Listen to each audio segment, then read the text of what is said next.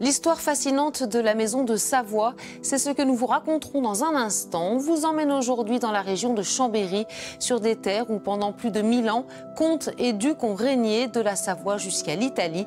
Voici les trésors de cette dynastie aux multiples conquêtes. Il est connu de tous à Chambéry, le château des ducs de Savoie. Fief d'une dynastie qui régna sur les Alpes et même au-delà. Ils ont régné pendant plus de 1000 ans. On ne reste pas 1000 ans au pouvoir si on n'est pas fort politiquement, mais surtout habile administrativement. Preuve suprême de leur pouvoir, la Sainte-Chapelle. Édifiée au début du XVe siècle par la volonté d'Amédée VIII, celui qui, 8 ans plus tard, deviendra le premier duc de Savoie. Pour sauver 2 fois plus de vies, on va... La construction commence avant qu'ils ne deviennent ducs, en 1408. Mais elle est bien le symbole de leur ambition politique. Ils n'auraient jamais construit une aussi grande chapelle s'ils n'avaient pas l'ambition de monter au-delà du rang de comte. Un symbole tant politique que religieux qui trône fièrement en plein centre-ville.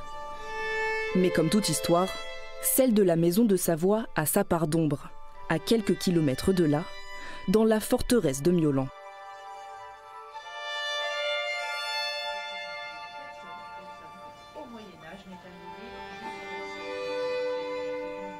Mon rôle à moi, c'est de vous emmener en prison jusqu'aux enfers.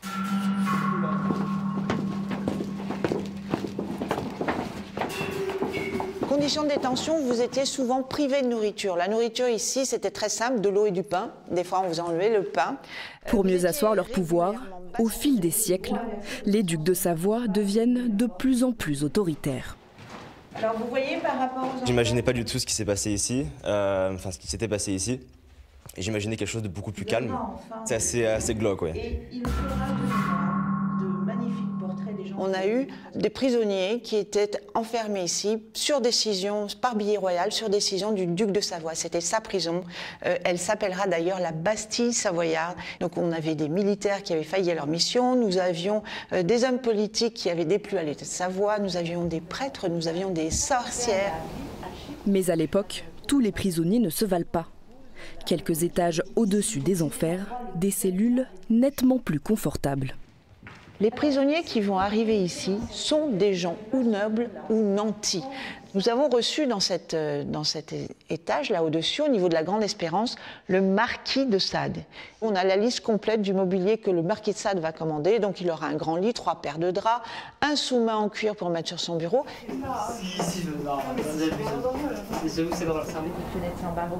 De voir que selon votre classe sociale, vous aviez vraiment des différences énormes sur la façon dont vous étiez traité. Voilà, ça donne des frissons.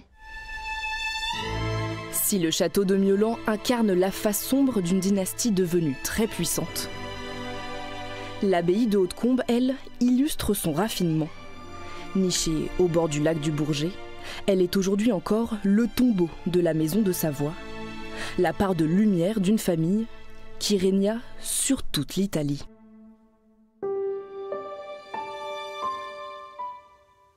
Voilà pour ce voyage au cœur de l'une des plus anciennes et plus influentes dynasties d'Europe. L'histoire de la maison de Savoie est aussi foisonnante que sa longévité est impressionnante. Cette famille a quand même régné un millénaire. Comment expliquer cette endurance? Voici quelques détails avec le directeur adjoint du musée savoisien. La famille de Savoie est donc une des familles qui a régné le plus longtemps en Europe, plus longtemps par exemple que la plupart des princes allemands, du fait de leur habileté diplomatique à s'allier tantôt au royaume de France, tantôt à la famille des Habsbourg de l'autre côté des Alpes. Ce sont en effet les 2 grandes puissances dominantes en Europe entre le XVe siècle et l'époque moderne. Ces jeux d'alliances diplomatiques se sont bien sûr assortis de guerres régulières, avec parfois des risques de disparition totale du duché. Mais ces alliances diplomatiques ont toujours permis au duché puis au royaume de survivre. Et puis, il y a aussi la propagande politique qui, à partir du XVIe siècle, passe par la mise en valeur des alliés et le dénigrement des ennemis, des ressorts que l'on retrouve encore aujourd'hui dans la politique mondiale. Écoutez comment cela se traduisait à l'époque. Le duc de Savoie avait tendance, pour se mettre en valeur, à insister sur sa mainmise sur les Alpes, en se faisant appeler duc des Alpes, roi des Alpes, ou également portier des Alpes, c'est-à-dire celui qui maîtrise l'école. À l'inverse, lorsque la tension existait entre la France et la Savoie, le roi de France faisait en sorte de le dénigrer, de réduire son importance diplomatique en le qualifiant de portier des Alpes, c'est-à-dire dans la bouche du roi de France de guichetier, de contrôleur et non de souverain, ou également de roi des marmottes, et c'est un terme qui a un succès particulier pendant la Révolution française, où le roi qui règne en Savoie est vraiment perçu comme l'incarnation de la tyrannie, et donc les armées révolutionnaires vont chasser le piteux roi des marmottes. On dispose d'une très belle estampe qui le représente très bien. Sébastien Gosselin, directeur adjoint du musée savoisien, un lieu à visiter absolument si vous voulez en apprendre plus sur la région, sur Chambéry notamment. La cité des Ducs qui, outre le patrimoine des Ducs de Savoie, abrite aussi d'autres trésors comme ses ruelles médiévales et sa célèbre fontaine des éléphants.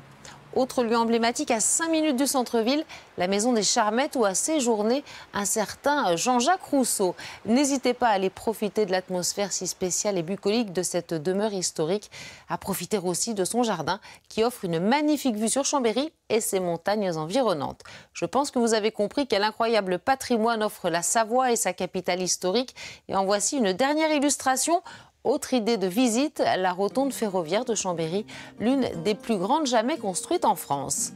Passez une excellente journée.